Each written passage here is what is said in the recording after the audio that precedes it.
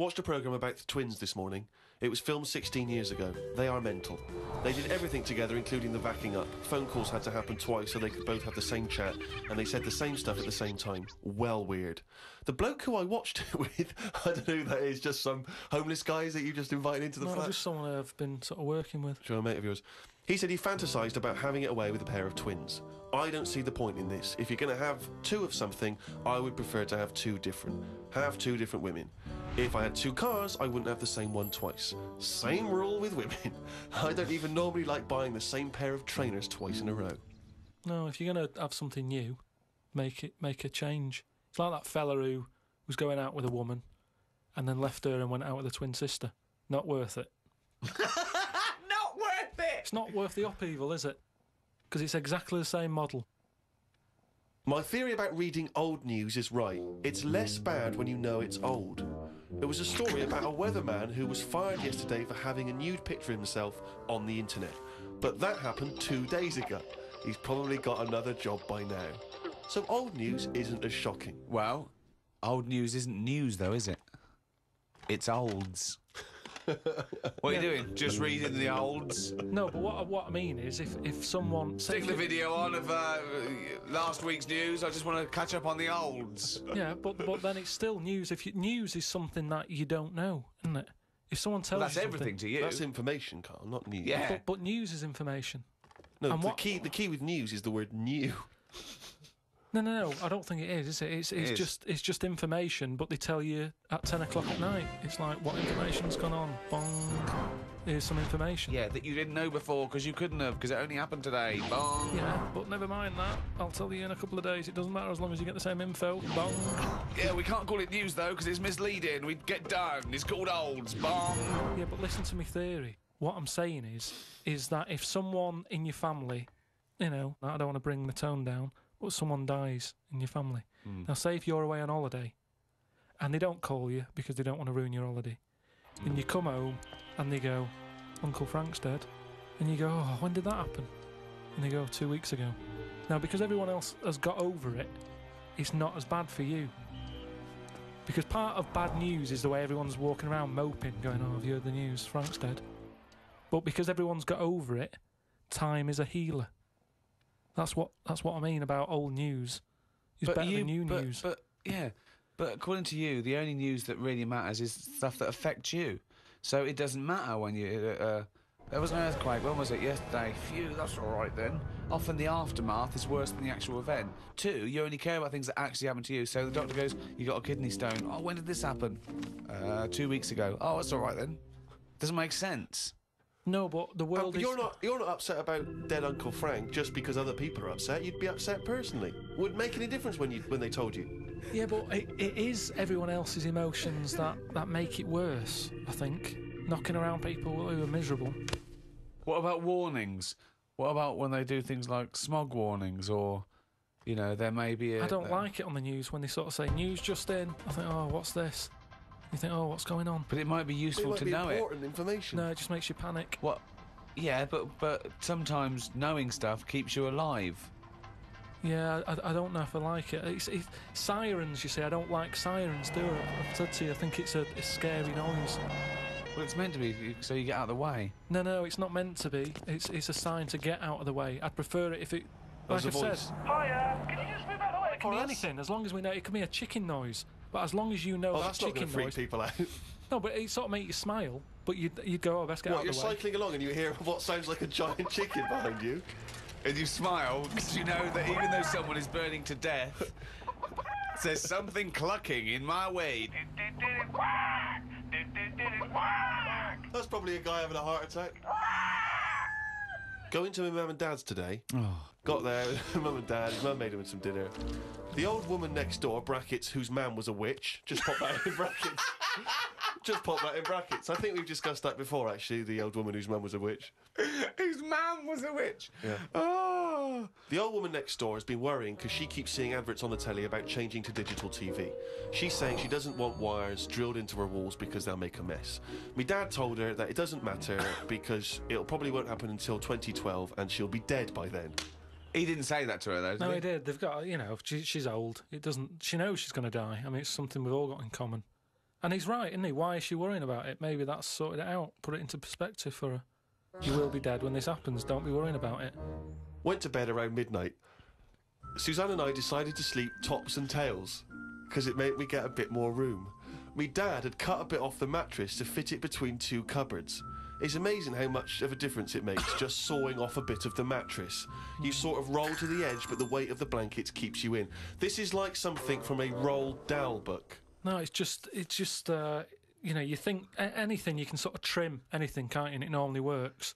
But with a mattress, I mean, he only took off, I don't know how long that is, but he's sawn off about that much on the mattress and then has stapled it back together again. Amazing. And it just makes so much difference. Of course it does, because a mattress is a very carefully designed object. Yeah, you wouldn't think so, though, would you?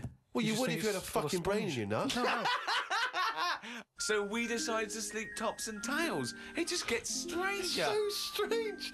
Why? He did it to make the room nicer with the cupboards on either side. So he sorted a mattress in half. Well, not in half. Can you imagine how much hard it must be to saw a mattress in half? What did he use? What, a big electric saw? Well, it must have been, yeah, because there's a lot of springs and stuff in there. Jesus. So what happens to the springs? They just spring out the Well, sides. some sort of stick out a little bit, but you're not lying on top, are you? They come out the side. So it's just got a bit of gaffer tape and a staple gun. Unbelievable. Hey, man alive. It's like... Does he run it as a hotel? That's unbelievable. There are squats with better bedding arrangements. The mad woman next door saw me and said, "Hello, Clive. You live in a nursery rhyme." The old man down the road, the old woman next door whose mum's a witch, Uncle Alf who lives in a dinghy.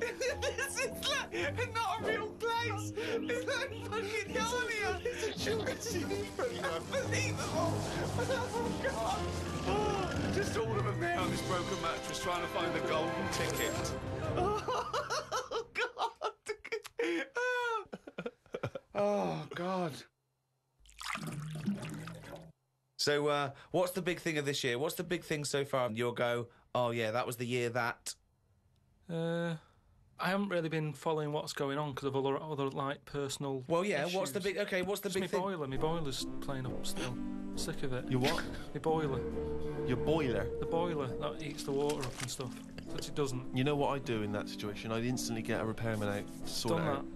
Done that twice. It was 80 quid for him just to say, it looks like you need a new one. Why did you get a new one then? Call out. Because then you wondered, are you meant to believe him or is he out to sort of... Well, he's the expert. Yeah, but is he? It's like you're meant to get a second opinion, aren't you? Like. So that was the first time then. So what was the second time? Who came out the second time? Same fella. And what did he say? Well, I What thought did you he were going to call get a second opinion. I know, Yeah, but and I also- called up the company and they just sent him again because it. Well, call a different company. What was it? No, What was no. his second opinion? 80 quid. I undercharged you. It's 150. No, because they must look in the book and sort of go, oh, you know, Harry went round there or whatever, and they must think, well, he went there last time, so he knows the situation, Yeah. and got the same fella again. Well, so he well turned Andrew up. got the same opinion, I assume. Same answer, yeah. So what's his advice? He just said, you know, there are people out there who will touch it if you pay the right money. Well, okay, so you're going to get an expert in who does this thing and sorts it out. So. Well, no, I called on. up my dad. Oh yeah. Oh, He yeah. always knows He's someone the who first can man to sort stuff out. And he said, oh, one of your cousins is a boiler man. And, yeah, they're coming round, but I've never met them. And it turns out that person, because like the whole family, you know, I'm not into sort of keeping in touch with people. Sure. I haven't spoke to my brother for, like, I don't know, 12 years, and sister about 15 years and that. So the idea of this cousin, who he might as well not have said he's my cousin, because I'm not going to know him anyway. I mean, that last fella, Harry, might as well have been related. So they're going to turn up, and now it turns out that because they haven't seen the rest of the family, they're going to like use this as a reunion. Oh. What? So they're all going to come round They're all coming round. whilst he fixes the boiler. Yeah, and I hate it. I hate family things anyway. So they're going to come round and just look at you. Well, yeah, apart from the one who's fixing it, he'll be fixing it, and the others will just be sat around sort of going, so, how have you been? It's like, well, where do you start? I haven't seen... seriously, I mean, they are strangers. When they buzz, I could be letting anyone in. They buzz the door. And so you're going to entertain them all in your flat? Tiny Well, little flat? I said to my dad that I might just say that I've got to go to a meeting, let them in, and then shoot off. And all it's going to do is dig up problems, innit? If my cousin was Einstein, very nice. Yeah. But at the end of the day, that's If going to your add extra cousin was pressure. Einstein, then you really are an underachiever. No, but do you know what? If he was, I'd know about it. I don't reckon you would know about it. I reckon I don't I would. reckon your family would be that impressed with Einstein. They would have stayed in touch. He would was they? always the weird one with the scruffy hair and his tongue out. Yeah. I remember our early ambition was to actually be educational as well as hopefully entertaining, and I feel perhaps at times we've perhaps slightly shortchanged listeners in terms of what they're learning. Well, they're not learning anything because also, even as, you know, compared to Karl, we are educated, but we're guessing a lot of the stuff, and he flummoxes us, you know, sometimes. Yeah. I mean, it was fun trying to be pompous and professorial enough just to fight Karl's ignorance. I think we've learned more new words from Karl than we've learned anything else. Yeah. There's been a lot of the made-up words, perhaps more than ever before. And also some of the most abstract conversations I think we've ever had. I mean, Karl's, as he gets older, becomes more and more arrogant and confident. He said a new one to me the other day. There was a problem downloading, and he said they've added to the fuckerage.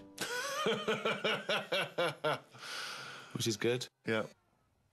No, I reckon the stuff we know is enough now, and all we tend to do is find problems.